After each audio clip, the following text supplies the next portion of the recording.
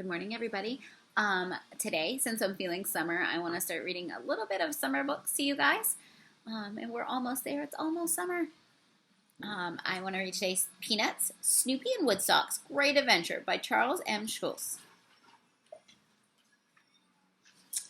This is Snoopy, and these are his friends, Conrad, Oliver, Bill, Harriet, and Woodstock. It is such a beautiful day that Snoopy, the world-famous Beagle Scout, is leading his troops out into the wilderness. Charlie Brown, I just saw your dog go by. Where is he going? Lucy asked. He's taking his friends to Point Lobos on a photo hike, he answers. Point Lobos, Lucy responds. Doesn't he know how far that is? How's he ever going to find it? Charlie Brown is not worried. Snoopy goes on adventures all the time.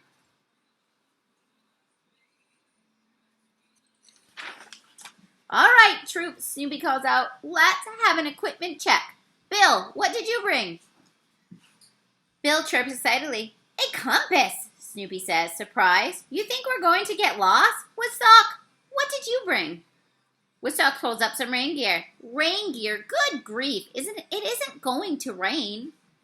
Snoopy rolls his eyes as he looks at the rest of the things they brought. He tosses aside a flashlight from Oliver and a first aid kit from Conrad. His friends are such worriers. All right, Harriet, how about you? Snoopy barks. Harriet smiles and proudly holds up a plate. An angel food cake with 7-minute frosting? Snoopy says, relieved. Well, I'm glad at least one sensible hiker in the group.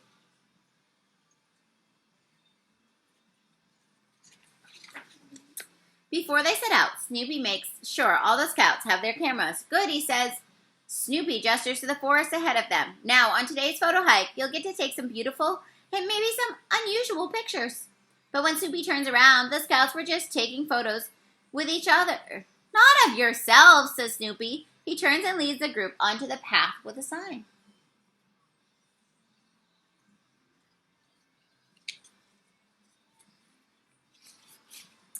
The hike begins. As they walk, they stop along the way to take pictures of the fluffy clouds, tall trees, and oddly shaped rocks. But as they reach some very overgrown reeds, Snoopy calls out a warning. All right, troops, we are entering tall grass. This could mean queen snakes. We should walk single file. Or vertical file, Snoopy says under his breath as the birds all perch on top of his hat. Snoopy walks through the field, wary on the lookout for queen snakes.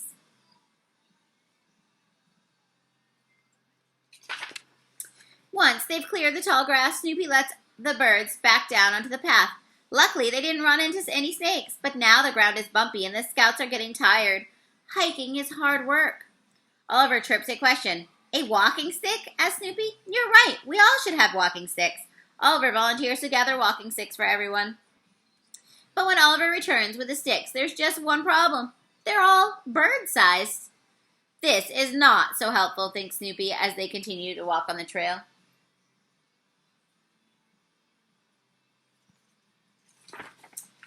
Can someone get up in a tree or something and try to see where we are going? Snoopy asked a few hours later. They have been to be close to Point Lobos by now.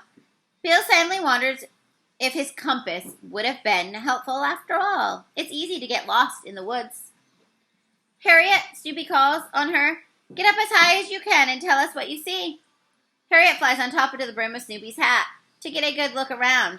Actually, Harriet, I was hoping maybe a little bit higher than that, Snoopy says sarcastically. Still, Harriet sees the way. She chirps that they are on their right path. In fact, they're almost there.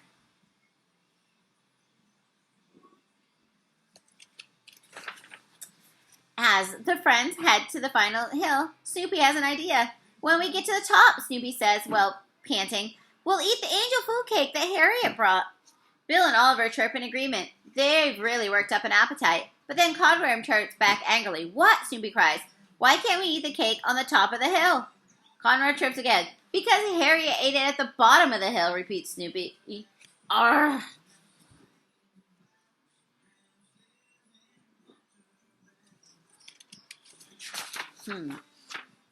But Snoopy can't stay mad at Harriet for long. As they round the top of the hill, they finally arrive at Point Lobos. And the view is spectacular. Snoopy takes a deep breath and looks over the water. There it is, gang, the Pacific Ocean. The scouts stare at the scenery for a long time, thinking about how beautiful it looks, until Snoopy encourages them to get out their cameras. Now, I want you to take a lot of pictures of what you see. That's what we're here for, Snoopy instructs as the birds start snapping away.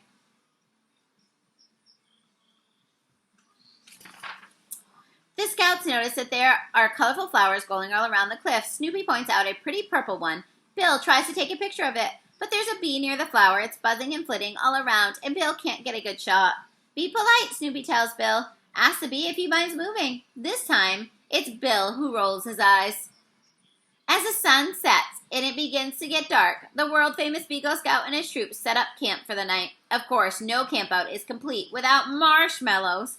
Conrad gets a tree branch and begins roasting them, all at once. It's a lot of marshmallows.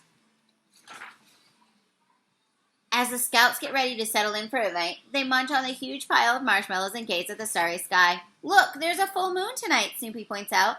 The birds are suddenly nervous and start chirping to Snoopy all at once. No, there aren't any such thing as werewolves. That's just a myth. Snoopy reassures them and continues, but you know who really comes out when the moon is full? The Were-Beagle! Snoopy shouts, making a scary face, and all the birds dive into their sleeping bags for cover. Snoopy laughs and laughs and laughs. Okay, troops, it's bedtime, Snoopy says after everyone calms down. One by one, the scouts hop onto Snoopy's sleeping bag and settle in for the night. What a great day it was to hike with friends. Good night, Beagle Scouts. Here they are, all settled in. I hope you enjoy it, and I hope that this summer you get to do some hiking and camping. Those are some of my favorite things.